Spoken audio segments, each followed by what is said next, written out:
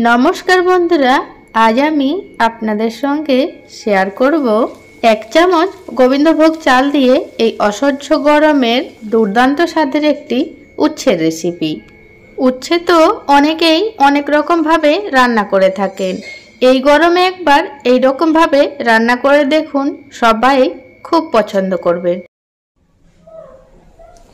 तो देखुन आजकेर এই रेसिपिर जन्य आमी एखाने 3টে উচ্ছেকে বেশ এরকম লম্বা লম্বি ভাবে কেটে ধুয়ে পরিষ্কার করে নিয়েছি। এগুলো উচ্ছে নয়, এগুলো করলা। সাথে এখানে নিয়েছি 3টে মিডিয়াম সাইজের আলু। আলুগুলোকেও বেশ এরকম লম্বা লম্বা ভাবে কেটে ধুয়ে পরিষ্কার করে নিয়েছি। আর এখানে নিয়েছি একটা টমেটো আর দুটো কাঁচা লঙ্কা। আর এই রান্নাতে আমার আর কি মশলা লাগছে সেটা আমি রান্নার সময় এক এক করে আপনাদেরকে বলে দেব। तो आपनारा सम्पूर्ण रेसिपिटी स्किप ना करे देखते थाकुन, आशा करछि आपनादेर खूब भालो लागबे। सबार प्रथमे आमी एई रान्नार जोन्नो एकटा मशला तैरी करे नेब। तार जोन्नो ग्यासेर ओभेने कड़ाई गरम करे दिये दिচ্ছি 1 চামচ मतो राঁধুনি, साथे दिये दिচ্ছি 1 চামচ मतो गोविंदभोग चाल। এই উপকরণগুলো অল্প ভেজে নেব।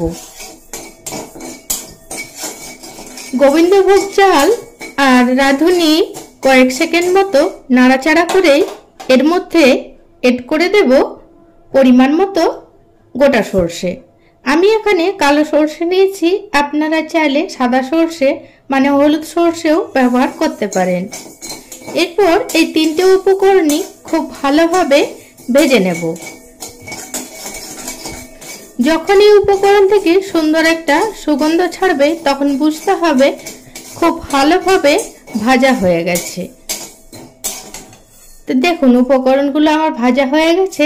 এরপর নামিয়ে গুঁড়ো করে নেব। এরপর বাকি রান্নাটা করে নেব। তার জন্য কড়াইতে দিয়ে দিচ্ছি পরিমাণ মতো সরষের তেল। তেল গরম হয়ে গেছে, এই তেলে দিয়ে দেব উচ্ছেগুলো। এই উচ্ছেগুলো পরিমাণ মতো হলুদের গুঁড়ো আর স্বাদ মতো লবণ দিয়ে খুব ভালোভাবে ভেজে নেব।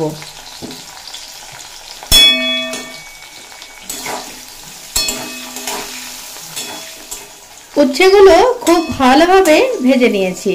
আর এই উচ্ছেগুলো ভাজার ফলে দেখুন উচ্ছেগুলো খুব ভালোভাবে সিদ্ধ হয়ে গেছে। এরপর তুলে নেব।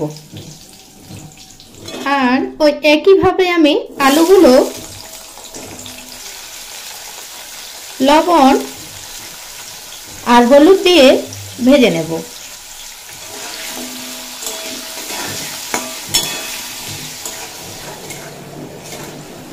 আলুগুলো খুব ভালোভাবে ভাজা হয়ে গেছে। এরপর আলুগুলো তুলে নেব।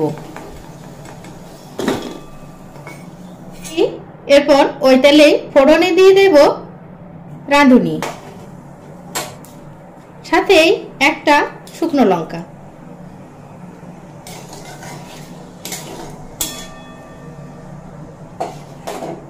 রাঁধুনি আর শুকনো লঙ্কা খুব ভালোভাবে ভাজা হয়ে গেছে, সুন্দর একটা সুগন্ধ ছেড়েছে।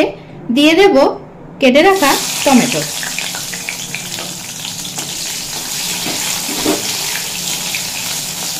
এখানে আপনারা চাইলে আদা বাটারও ব্যবহার করতে পারেন, কিন্তু আমি আদা বাটাটা দিলাম না। টমেটোটা বেশ নরম হয়ে যাওয়া পর্যন্ত ভেজে নেব। দেখুন টমেটো বেশ নরম হয়ে যাওয়া পর্যন্ত ভেজে নিয়েছি। এরপর এর মধ্যে এড করে দেব 2 চামচ মতো পোস্ত বাটা। পোস্তটা অল্প ভেজে নেব যাতে পোস্তর যে কাঁচা গন্ধটা থাকে সেটা চলে যায়। পোস্ত কাঁচা গন্ধটা চলে যাওয়া পর্যন্ত ভেজে নিয়েছি। দেখুন খুব ভালোভাবে ভাজা হয়ে গেছে, তেল ছেড়ে দিয়েছে।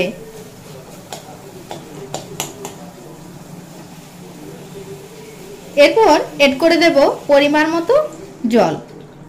এখানে আপনারা গ্রেভিটা যে যেরকম রাখতে চান সেরকম পরিমাপে জলটা দিয়ে দেবেন। দেখুন ঝোলটা ফুটে উঠেছে। এই সময় গ্রেভির পরিমাণ বুঝে দিয়ে দিচ্ছি স্বাদ মতো লবণ আর 2টো কাঁচা লঙ্কা। সাথে এড করে দেব ভেজে রাখা আলু আর উচ্ছে।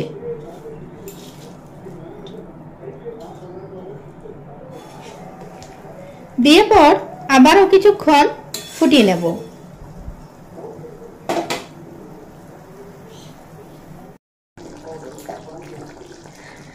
আলু উচ্ছে দিয়ে বেশ কিছুক্ষণ ফুটিয়ে নিয়েছি। আর দেখুন গ্রেভিটা আমি বেশ এরকম রেখেছি। আপনারা যে যেরকম গ্রেভি রাখতে চান সেই রকম রেখে নামিয়ে নেবেন। আর নামানোর আগে এই যে ভাজা মশলাটা রেডি করেছিলাম সেই ভাজা মশলাটা 1 চামচ মতো দিয়ে দেব। এই ভাজা মশলাটা দেওয়ার কারণে এই উচ্ছের তরকারির টেস্ট আরো বেড়ে যাবে।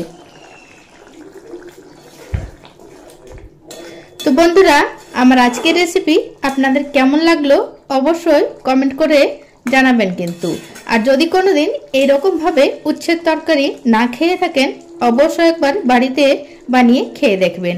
এই অসহ্য গরমে সবাই তৃপ্তি সহকারে ভাত খাবে। তো আমার আজকের এই রেসিপি যদি আপনাদের ভালো লেগে থাকে অবশ্যই একটা লাইক করে দেবেন। খুব বেশি ভালো লাগলে বন্ধুদের সঙ্গে শেয়ার করে নেবেন। আর চ্যানেলে যদি কেউ নতুন হয়ে থাকেন অবশ্যই চ্যানেলটি সাবস্ক্রাইব করে পাশে থাকার অনুরোধ রইল। তো আজকে এই পর্যন্তই বন্ধুরা, দেখা হচ্ছে নেক্সট দিন।